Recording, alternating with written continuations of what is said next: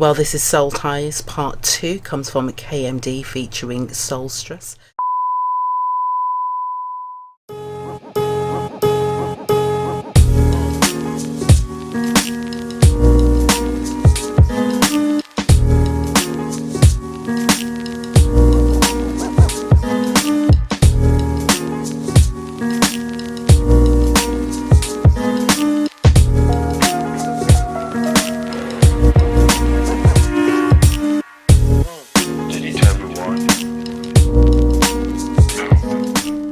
It's 22:11 here on New Star Radio 98.7 FM. I'm Marisha here with you now until midday, where of course each and every Saturday morning we make sure your money makes sense. Now, do you look at financial documentation or financial language and it just all feels like French? And French, I mean when you can't actually speak French like me. Because if you do, it's completely understandable. And recently, some research was conducted into what people were searching for on Google when it came down to their finances. And so for this morning's 5 in 5, what I want to do is take you through the most common questions asked on Google that relate to finances and help you gain some of those answers. Now, what I will say as an aside is that actually in my own life I work in the financial services sector. Even some financial terms I have to look up myself, particularly new acronyms and things of that nature. So this is extremely common, and don't feel silly for not understanding. Nobody taught you this, okay? You see, when they're at school teaching you about algebra, they were not teaching you about APR, so that is not your fault, okay? However, I'm going to try and dispel some of these myths for you today. But what I was going to say is I do also run financial literacy classes for exactly that reason. And we do have a program that is around financial terminology. And what I'm at, well, do you know what? I hold it normally as a live class, but I'm going to record that class and put it online for people so that you can actually gain access to it, because you'd be shocked just to find out what some basic financial terms mean and how relevant they are. But for now, let's take a look at the top 5 searches that you will experience online that people are asking about money. So the very first one is, how do I make money? Do you know how many people actually Google that? It's a reasonable question. If you don't ask, you don't get. Now, you know, there's a practical answer to this. And obviously, to make money, it is about having a steady income, and it's about spending as smartly as you can and really stacking up as much cash as possible. But really what I say to people is this, okay? Making more money often is about one or two things or a combination of them both, okay? You either have to find ways to make more money. We'll talk about that in a second.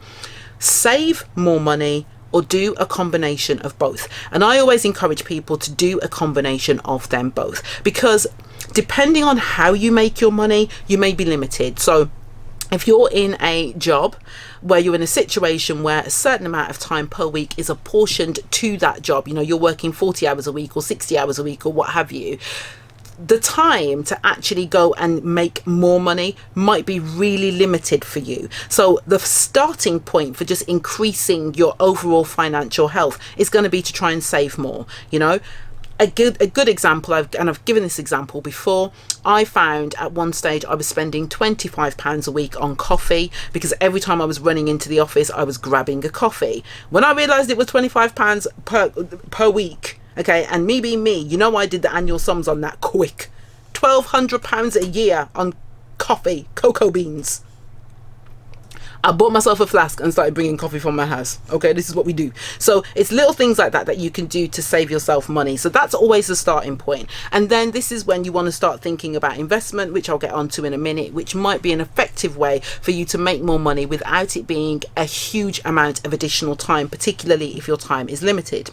So what is an APR? Well, an APR stands for annual percentage rate, and you will see it attached to anything like loans, credit cards, overdrafts, all that sort of stuff.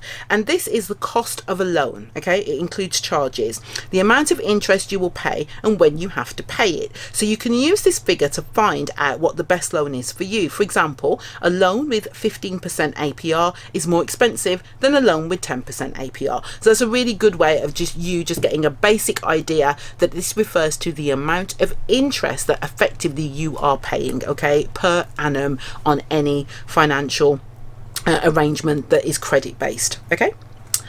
Now, how do I invest? Now, that is a big question and a small question. So I'm going to give you the small answer, but there's also a big answer. Now, investment for a lot of people sounds really scary, and what people hear is risk and stock market and property investment, and I need loads of money, and rich people invest, and all of these things that we attach to the term investment. But actually, micro investing is a fantastic way to get your feet into the world of investing, and that's about saving a small amount of money on a regular basis and putting it in a place where it has the ability to generate more money for you. Okay, and it also makes your investment manageable. With this sort of approach, you can literally start off with like £10 a week, and if you're committed to this kind of approach, particularly when you're younger, you will be able to put more money into effectively some form of savings and have that money grow for you. Now, I always advise, because I use it myself, Moneybox for a lot of people. Great little tool. I'll be honest with you, I reckon I got a few grand in there, to be honest with you, and I don't even look at it most of the time.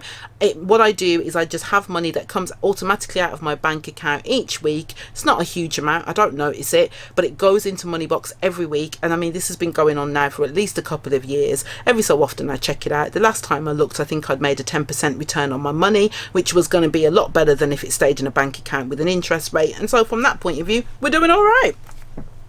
And then the big answer to how to invest is join one of my money circle groups called Get My Money Working For Me, and I will take you through about 6 different forms of investment, introduce you to them, and give you insight into how they could work for you so you can choose the right one for you.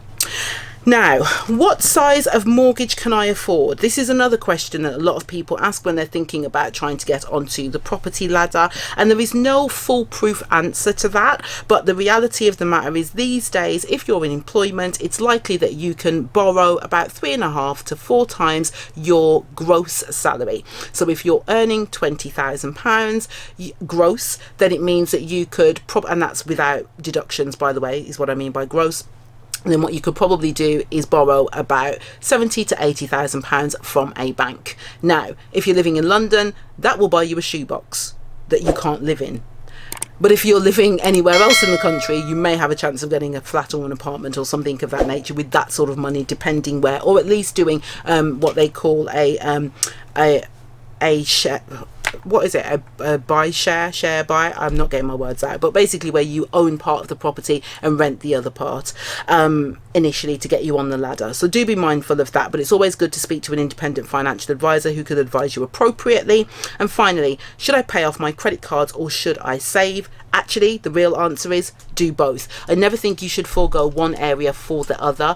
There's a benefit to being able to manage credit, but there's also a benefit to putting money aside and saving. So provided your debt is manageable, and what I mean by that is, you're not choking with debt, then what I would suggest to people is that if you can do both, do both. Okay, it will definitely benefit you.